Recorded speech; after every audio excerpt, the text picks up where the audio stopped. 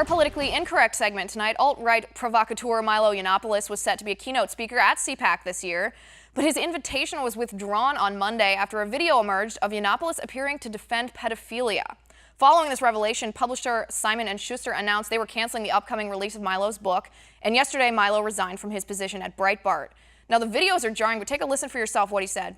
Some of those relationships between younger boys and older men, the sort of coming-of-age relationships, the relationships in which those older men help those young boys to discover who they are and give them security and safety and provide them with love. And pedophilia is not a sexual attraction to somebody 13 years old who is sexually mature. Pedophilia is attraction to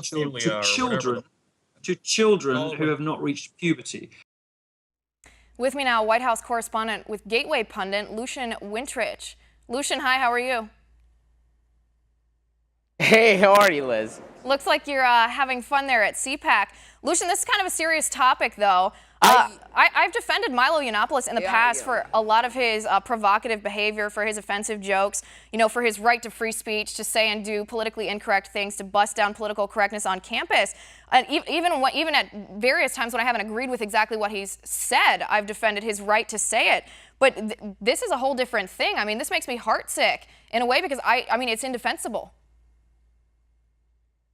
Well, here's the thing. It was a long segment that he was a part of. I do think what he actually said is indefensible. Obviously, I think we can all agree, as would the vast majority of people, that pedophilia is an incredible sickness, and it's absolutely disgusting. Such being said,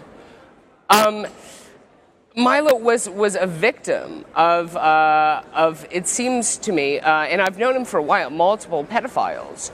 And part of I think being a conservative is not playing the victim to a certain degree. And Milo wasn't playing the victim. A lot of those comments were re-edited.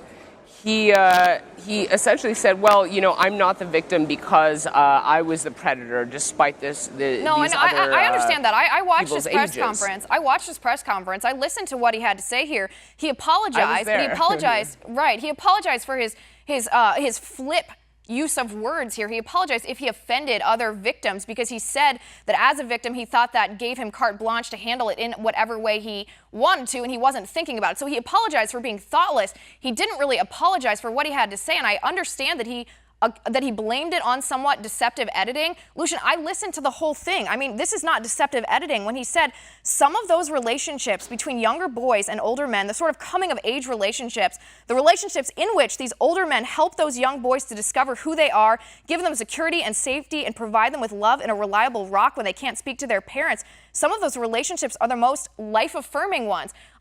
You can't defend that. That's not a slip of the tongue. He's incredibly articulate. He meant that. It's you know, it was very uncomfortable for me to listen to those clips.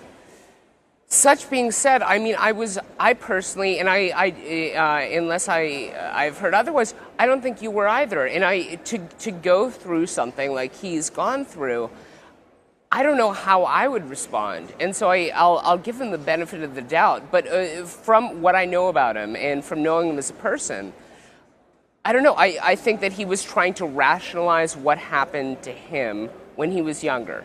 That's the only way that I personally could justify it. Because I think for him to say, okay, well, this happened to me, but I'm not going to let it set me back.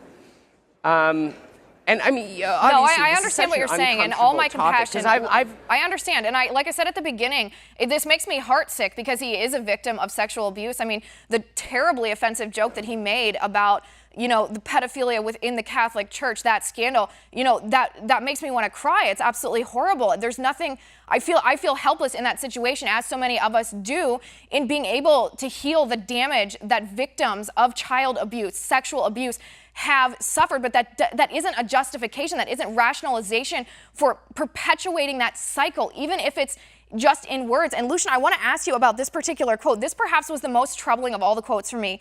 Milo said, I did say that there are relationships between younger men and and older men that can help a young gay man escape from a lack of support or understanding at his home. That's perfectly true, and every gay man knows that. Lucian, there is an evangelical Christian argument about homosexuality that says that homosexuality is a slippery slope to pedophilia. I have never bought into that. I doubt it. I have never bought into that correlation. But when he said that every gay man knows that these younger boys and older men relationships are part of the homosexual culture, I mean, is that prevalent in the gay world?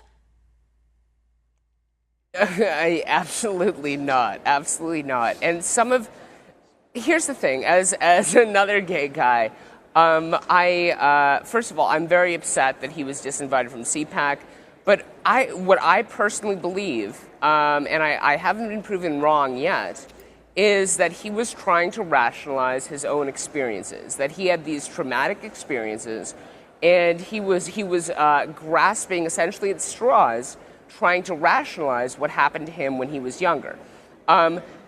I mean, that's obviously not that's what they talk about in, not that I'm going to trash talk Russia, but in Russia they say if you're gay, you're a pedophile. It's absolutely nonsense. I mean, the vast majority of gay people are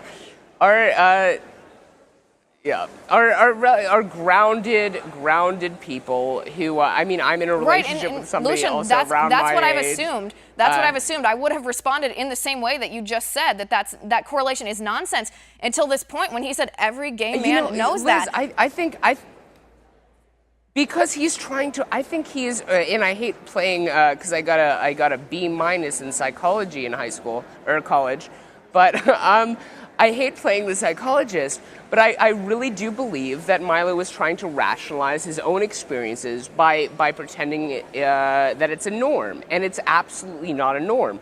Older gay men do not go after younger people. Obviously, a lot of what he said is kind of weird and disturbing.